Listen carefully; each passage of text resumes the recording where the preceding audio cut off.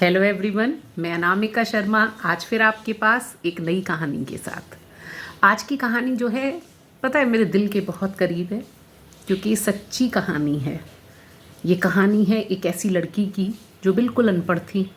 उसके चेहरे पे भी दाग हो रहे थे। जो पहले चिकन पॉक्स हो जाते थे उसका ट्रीटमेंट बहुत पुराने टाइम की बात है, तो नहीं हो ऐसा होता था, तो पूरे चेहरे पे दाग हो रहे थे। रंग में भी सांवली थी, ना तो खूबसूरत थी और ना पढ़ी लिखी थी।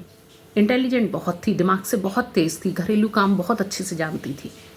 तो उसकी शादी कर दी गई। पुराने ज़माने में शादी ऐसी होती थी कि बिना देखे शादी कर दी।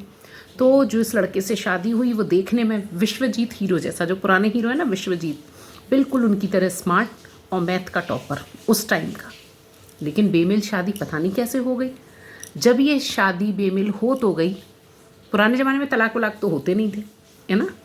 तो शादी हो गई, लोगों को लगा चलो लड़की तो सेट हो जाएगी। लेकिन कुछ दिनों बाद क्या हुआ, जो गौने की विदा होती थी ना पहले, वो विदा कराने ससुराल वाले आए ही नहीं। वो लड़की अपने मायके में रहती रही, ससुराल वाले आए नहीं गौने की विदा करने। वो दुखी रहती थी, चंचलता ख़त्म हो गई थी, परेशान थी। घर में वही कंडे बनाना और किचन संभालना, रसोई लीपना, यही सारा काम वो करती थी। एक दिन क्या हुआ कि वो अपनी सहेलियों के साथ जो है कंडे बना रही थी। तो जब वो गोबर थाप रही थी, कंडे थाप रही थी, तो एक वहाँ से साधु गुजरे। ये सच्ची कहानी है। एक वहाँ से साधु गुजरे। वो लड़कियाँ एकदम जानती थी, कुछ लड़कियाँ कि महात्मा जो हैं बहुत अच्छा भाग्य बताते हैं। तो वो उन्हें घेरने लगी कि महात्मा जी हमें कुछ बताओ, हमारे भाग्य के बारे में कुछ बताओ। तो उन्होंने कहा मुझे प्यास लग रही है, पहले मुझे पानी पिलाओ। तो सारी लड़कियों उन्होंने पानी खाना जो भी उनका वहाँ अवेलेबल था उनको दे दिया। महात्मा जी बैठ गए। महात्मा जी उन लड़कियों को कुछ कुछ बताने लगे। तो उन्होंने कहा वो जो लड़की कंडे थाप रही है, इतनी दूर गोबर समेट रही है, वो क्यों नहीं आई? वो बिल्कुल जिज्ञासु नहीं है क्या अपने फ्यूचर को लेके? तो लड़कियां बोली अरे बस वो ऐसे ही है, वो तो दुखी रहती है, किसी से ज़्यादा बात नहीं करती, थोड़ी चिड़चिड़ी सी है। उन्होंने कहा अच्छा। वो उठ के उसके पास गए। जैसे ही उन्होंने उनका चेहरा देखा, उन्होंने कहा ये लड़की तो बहुत भाग्यशाली है, ये तो राज करेगी, ये तो सरकारी जो है सर्विस करेगी। तो वो लड़की जो है सुन रही थी और ससुराल में बड़ा लाड़ मिलेगा इसको, बड़ा इसका घर परिवार अच्छा रहेगा। तो उस लड़की ने कि भाई तू बहुत भाग्यशाली है। जब उससे ऐसा कहा, उस लड़की ने उठा के गोबर हाथ में कि फेंकूँ क्या, मारूं क्या, क्योंकि उसको लग रहा था सब मजाक बना रहे हैं। और लड़कियां सारी साथ की हंसने लगीं कि महात्मा जी ऐसा हो ही नहीं सकता, इसको तो ससुराल वालों ने छोड़ दिया, गौने की विदा कराने भी नहीं आए। तो वो लड़की और चिढ़ गई। तो उसने कहा महात्मा जी यहाँ से चले जाओ, नहीं तो मार दूंगी ये गोबर जो है मैं। वो वहाँ से चले गए, लेकिन कहते हुए चले गए कि मेरी बात को एक दिन याद रखेगी कि तू सरकारी अफसर बनेगी, सरकारी नौकरी करेगी। तो वो लड़की बिल्कुल अनपढ़ थी, उसे तो समझ में नहीं आया। ये कहानी उसने अपने घर में सुनाई, बात आई गई हो गई।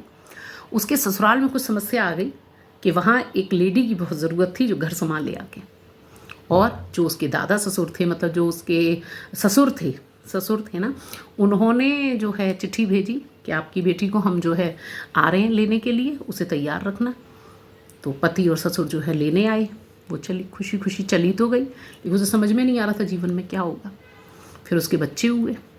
जब बड़ा बच्चा 4th 5th क्लास में आ गया, तब उसने अपने बड़े बच्चे से कहना शुरू किया कि तू पढ़ता है, तुझे कैसा लगता है? तो उसने कहा मुझे बहुत अच्छा लगता है। कि क्या मुझे भी पढ़ाएगा? तो उन्होंने कहा हाँ मैं पढ़ा दूंगा घर में। तो 3rd 4th के बच्चे से वो पढ़ना शुरू हो गई। तब मैंने जो सुना है कि 5th भी बोर्ड का एग्ज़ाम होता था, उन्होंने वो पेपर दिया।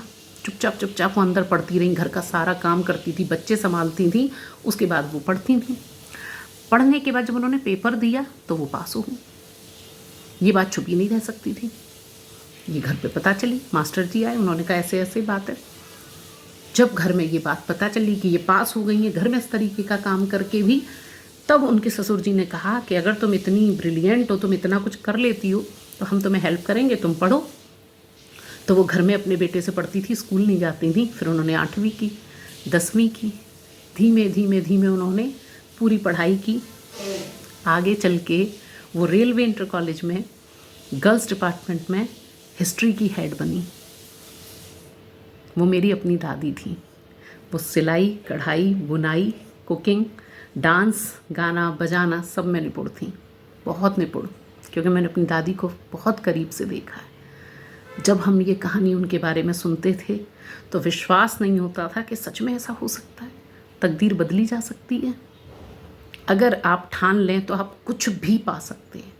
और मेरा बहुत मन है कि जीवन में कुछ मुझे मौका मिले तो मैं ये कहानी प्रॉपर लिखूं और उस पर सच में एक मूवी बनाऊं। ये मेरी दिली इच्छा है, क्योंकि ये कहानी सच्ची मेरे पिताजी के मुंह से सुनी हुई, मैंने अपने पापा के मुंह से कईयों बार सुनी है।